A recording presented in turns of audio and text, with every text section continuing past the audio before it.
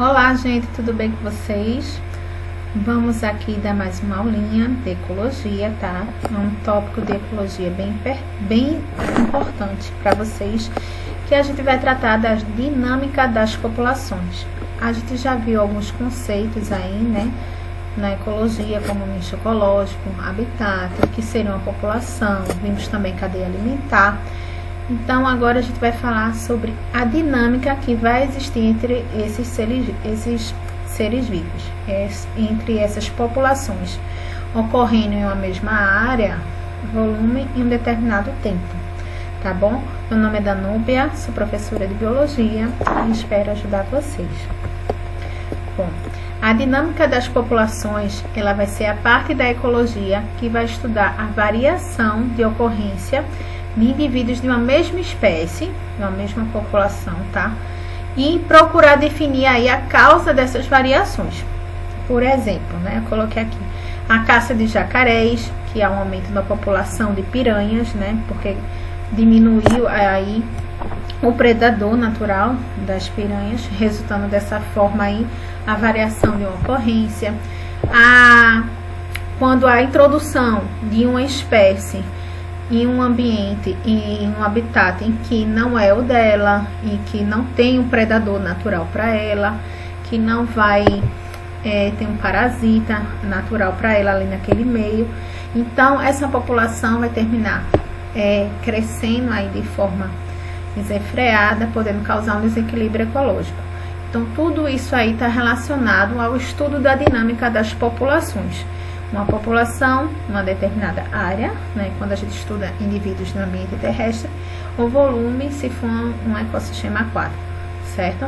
Então, para o estudo de populações, alguns conceitos são importantes, como o caso aí da densidade de populações, que vai ser o número de indivíduos em uma determinada área, o volume, né, tamanho da população, em um determinado espaço de tempo, tá? Em unidade de tempo. Então, geralmente, ela vai ser avaliada e expressa com o número de indivíduos, ou biomassa, da população por unidade e de volume, certo? Então, aqui seria a expressão, número de indivíduos da população, para a gente medir a densidade, dividido por área ou volume. Lembrando, área, se for indivíduos, né, do ambiente terrestre, e volume seria se fosse indivíduos no meio aquático, por exemplo. Então, a densidade ela pode ser expressa com o número de indivíduos por quilômetros quadrados, populações terrestres, ou metros cúbicos, populações aquáticas. Então, seria a forma. Fatores que vão influenciar essa densidade, tá? Vai ser imigração, que é o número de indivíduos que vão vir de outras áreas, estão chegando de outras áreas para essa população, certo? Emigração também é um fator, só que nesse caso é o número de indivíduos que estão saindo daquela população, tá? Imigração ele está chegando e emigração ele está saindo da população. A taxa de natalidade, que é o número de indivíduos que nascem por unidade de tempo, e a mortalidade, indivíduos que morrem. É como está aqui na imagem, natalidade, que eu coloquei, nascem, indivíduos que imigram, isto está chegando, está aumentando aqui a população. Já a emigração e mortalidade estão saindo daquela população. Então, isso vai influenciar aí nessa densidade. Então, de modo geral, aí as taxas de natalidade e imigração tendem a aumentar a população. Já de mortalidade e emigração, elas tendem a diminuir, certo? Então, a população ela vai se encontrar em equilíbrio quando a soma da taxa de natalidade com a de imigração for igual à de mortalidade mais emigração. Outra maneira da gente observar esse potencial aí, esse crescimento, é pelo potencial biótico e pela resistência ambiental. Então, potencial biótico ou reprodutivo é a capacidade de uma população aumentar o número de componentes em condições ótimas ambientais, né? tipo, tem nutriente suficiente, água suficiente para aquela população naquele local, não tem predador, né? Enfim, todas as condições, tem indivíduos para se reproduzir, tudo que possa fazer com que essa população cresça, tá? Seria o potencial biótico em condição ótima. Então, o potencial biótico, ele é variável de uma espécie para outra, podendo ser muito elevado para alguns e reduzido para outros. Então, na natureza, a gente vai ter população aí sujeita à ação conjunta de fatores de crescimento. Então, a soma de todos esses fatores que eu falei, né? Nutrientes, capacidade de reprodução, predador, se vai ter ou não, enfim. A soma de todos os fatores que vai crescer, que vai proporcionar o crescimento, mais os fatores que podem impedir o crescimento de uma população de se desenvolver a velocidade máxima, a gente chama de resistência. Então, tudo que possa impedir que essa população chegue a seu potencial biótico máximo, a gente chama de resistência. Tipo, escassez de água naquele ambiente, né? Pouco recurso de água, pouco nutriente, pouca alimentação para eles, falta aí de parceiro para a reprodução, número em excesso de predador. Então, isso já seria o que pode frear, tá? Essa capacidade aí dessa população de crescer. Aí, o que pode frear esse crescimento, a gente chama de resistência. E participa aí da resistência do meio a ação dos predadores, como eu falei, a competição por recursos, a limitação do espaço, né, do território, além das condições climáticas. Tudo que pode impedir aí que ele tenha condições excelentes para seu desenvolvimento, para sua reprodução, certo? Então, em um estudo em que cientistas cultivaram a população, um exemplo, tá, gente, de paramécios, protozoários, em vidros, contendo bastante alimento, como água e aveia. Neste trabalho foi observado que o número de indivíduos em função do tempo faz uma curva S. Então, ele vai crescendo. A curva do potencial biótico, ela tende a aumentar. Só que vai chegar um ponto que isso aqui vai se estabilizar, porque esses indivíduos que aumentou a sua população vai começar a disputar por esses nutrientes aqui, né, que tinha lá naquele tubo lá de ensaio, no vidro onde foi feito o experimento. Então, vai haver uma competição e isso tende a se estabilizar. Então, potencial, a curva de potencial biótico no início ela tende a crescer, depois se estabelecer. Então, quando a população aumenta de forma que a resistência ambiental começa a interferir, né, aquela população começou a crescer, aí surgiu aí um fator de interferência. No caso aí do exemplo, por exemplo, os nutrientes. Aí a população continua a crescer, porém de forma mais desacelerada. E me enganchando aqui, né, nas palavras, certo? Até que ela vai atingir aí um equilíbrio, tá? Do potencial biótico. E dessa forma aí a população para de crescer e vai se estabilizar. Então aqui, naquele exemplo, ela cresceu, a curva de potencial biótico, aconteceu a resistência do meio, né? Que, digamos, a população cresceu muito, começou a competir ali pelos nutrientes. Aí, isso seria um fator de resistência. Aí a população continua crescendo, só que de forma mais lenta, certo? Não como no início. E até que essa população fique estabilizada, entre em equilíbrio. Isso aí está sempre relacionado, o equilíbrio está relacionado com a capacidade de reprodução máxima, com a resistência que o próprio meio vai adquirir, vai manter, tá? Bom, outra coisa que eu queria falar a vocês é sobre o princípio de Gauss, ou o princípio de exclusão, tá? Então, esse princípio aí, esse Gauss foi um biólogo, certo? Que elaborou, aí fez estudos sobre a exclusão aí de indivíduos que compartilham o mesmo nicho, né? Ele estudou sobre isso aí. Então, quando espécies de uma mesma comunidade biológica exploram nichos ecológicos muito parecidos, seria nicho. Habitat é onde ele vive. Nicho seria tudo que ele compartilha ali. A comida, né, o nutriente, o local onde vive, o que ele faz naquele ambiente, tudo que aquele tudo que aquele ser vivo ali, aquela comunidade biológica ali está interagindo, certo?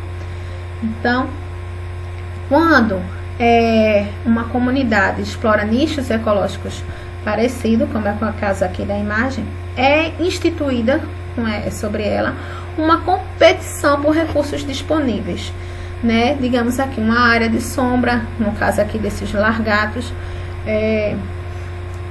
recurso de água, certo? Tipo de alimentação. Então, eles vão competir por isso aí. Então, é comum por exemplo, que espécies de vegetais cujas raízes utilizam a mesma porção do solo, elas começam a competir por água e nutrientes, tá? Ou outros recursos. Então, tendo conhecimento disso, observando isso aí, o biólogo russo Georgy Francis Gause, desculpa se eu falei o nome errado, tá? Mas enfim, Gause formulou o princípio de Gause, ou princípio da exclusão competitiva, teoria na qual os nichos ecológicos são exclusivos para cada espécie, e para que duas ou mais delas coexistam no mesmo habitat, é necessário que seus nichos tenham características diferentes suficiente. Diferentes, tem alguma coisa diferente entre eles que eles possam, mesmo vivendo ali naquele nicho parecido, mas que eles não hajam em competição de frente, e que aqueles recursos sejam suficientes para ambos. Então, Gause propôs aí essa teoria baseando-se em diversas observações que o levaram a concluir que se duas ou mais espécies exploram o mesmo nicho, a competição estabelecida entre elas é tão brusca que a convivência vai se tornar impossível. Assim, a competição, tá, entre as espécies do mesmo nicho pode dar origem a 3 situações diferentes. Aí, qual seria a primeira? Escassez de recursos que levam a espécie em extinção, podendo haver aí a extinção de uma das espécies, daí vem o nome de exclusão competitiva. Uma das espécies pode ser expulsa, né? Uma das espécies vai ser expulsa daquele habitat, vai ter que procurar outro ambiente aqui, sai daqui que o território é meu, só dá pra mim, né? Vai ter uma espécie lá mais adaptada, a outra vai ter que sair daquele local e migrar para outro território em busca de recursos para garantir sua sobrevivência. E uma ou todas as espécies, elas vão modificar seu nicho, tá? De alguma maneira, para deixar de competir por recursos limitados. Tipo, ela se alimenta, tipo, esses passarinhos aqui, né? Essas aves. Eles se alimentam dessa folhagem aqui, desses insetos que estão por aqui nessas árvores, aí estão competindo. Mas um deles começa a se alimentar de outro nutriente para poder coexistirem. Então, seriam as 3 situações que Gause propôs que poderia acontecer.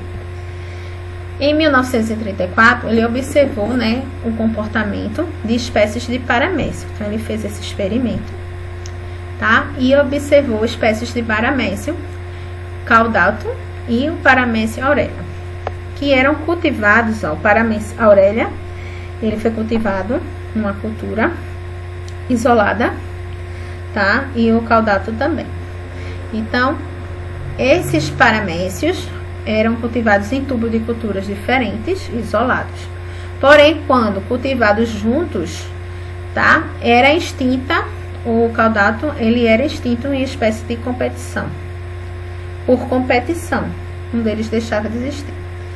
Em contrapartida, ele também fez o experimento que o paramécio caudato e o Busaria tá? Eram capazes de conviver. Nesse caso aqui, um deles, ó, foi extinto, certo? Caudato, quando juntou o Aurélia com Caudato, um deles deixou de existir, tá? Então, Paramece Aurélia e Paramece Caudato em cultura mista. Nesse exemplo aqui. Juntou, quantos viviam em colônia separada? Beleza, juntou, um deles deixou de existir por conta de competição. Aí, em contrapartida, espécies do Paramece Caudato e o Borsária eram capazes de conviver juntos, tá? No mesmo meio de cultura, só que explorando nichos ecológicos diferentes. Então, o primeiro vivia livre no líquido, lá no ambiente, e os outros na parede do tubo. Então, a diferença de nicho foi suficiente aí para impedir uma competição mais severa e entre essas espécies e que poderia ocasionar extinção. Aí, nesse caso aí, eles coexistiram naquele ambiente, no mesmo nicho, por competir, certo? Pelo seu nicho, por eles não competirem, mas por aquele nicho ali onde eles viviam. Então, um foi viver dentro da água, né, dentro do meio do líquido, e o outro nas paredes. Então, eles coexistiam no mesmo território ali, mas não compartilhando os mesmos recursos. Então, o que é que Gauss pôde concluir com isso? Duas espécies, no primeiro experimento, lembrando, ele colocou uma espécie, a Aurélia, ambas as espécies viviam isoladas, tá? E depois ele juntou no mesmo local e uma delas deixou de existir, foi excluída. E no outro experimento, ele colocou uma outra espécie diferente, o Caudato e o Borsária, e nesse daqui, essas espécies decidiram, ao invés, né, elas não competiram, elas ficaram em nichos diferentes, uma no líquido e outro na parede, e por conta disso, conseguiram coexistir ali naquele meio.